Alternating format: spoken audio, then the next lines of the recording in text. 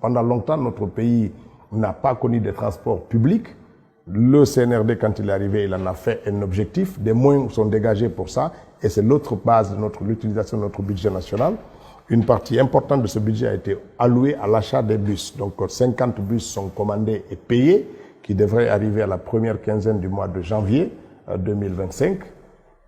Là également, les bus étaient prévus avant décembre, mais les délais de décaissement, il était mentionné dans le contrat que c'est 120 jours après le paiement. Et le paiement a pris un retard de mois, ça va se répercuter sur la durée de livraison. Donc normalement, en janvier, les bus sont livrés. Qu'est-ce qu'on a privilégié? C'est de trouver des sociétés privées auxquelles on va confier la gestion de ces bus-là. Ces sociétés doivent être aussi des partenaires. Aujourd'hui, on est en phase de conclure un contrat avec un GIE qui va mettre dans le capital 200 bus que lui-même il va amener. D'intérêt économique. Oui, qui est associé de 2 entités. Donc, ils vont mettre dans le paquet 200 bus qu'eux-mêmes vont importer. Et l'État mettra 100 bus. On aura en totalité 300 bus pour la circulation et le déplacement des populations à Conakry. Donc, avec une gestion privée. Donc, le contrat est en phase d'être signé. Les premiers bus vont arriver à les 50 premiers bus vont arriver en janvier.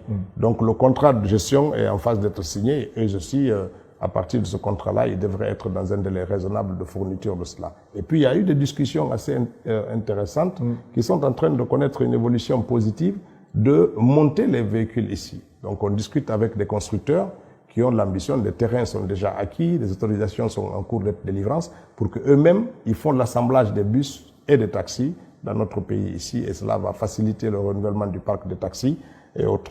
D'ores et déjà... Ça, c'est une perspective. Ça, c'est les perspectives. D'ores et déjà, le ministère a investi pour acheter 20 taxis hybrides qui vont arriver le 27 décembre, qui vont servir de test pour savoir comment est-ce que les véhicules-là peuvent fonctionner avec des moteurs électriques dans le pays. Est-ce qu'on peut les confier à des groupements économiques pour les exploiter? Et cela nous amène à changer la législation pour que les gens puissent emprunter des voitures en s'organisant en société pour prendre les voitures qu'on leur met à disposition et qu'ils remboursent à des périodes par périodicité. Et l'État viendra en garantie financière pour faire en sorte que le parc automobile des taxis puisse être renouvelé aussi. Donc il faut changer la législation et nous sommes dans ce travail énorme de faire évoluer notre législation, permettre aux Guinéens d'acquérir des taxis à des moindres prix. L'objectif pour nous, c'est de mettre sur le marché des taxis autour de moins de 100 millions de francs guinéens. Donc entre 70 et 80 millions de taxis, c'est ce qu'on veut mettre sur le marché. Quand on voit qu'aujourd'hui, ces mêmes taxis sont entre 200 et 300 millions, mais l'objectif c'est de mettre des taxis à très faible consommation,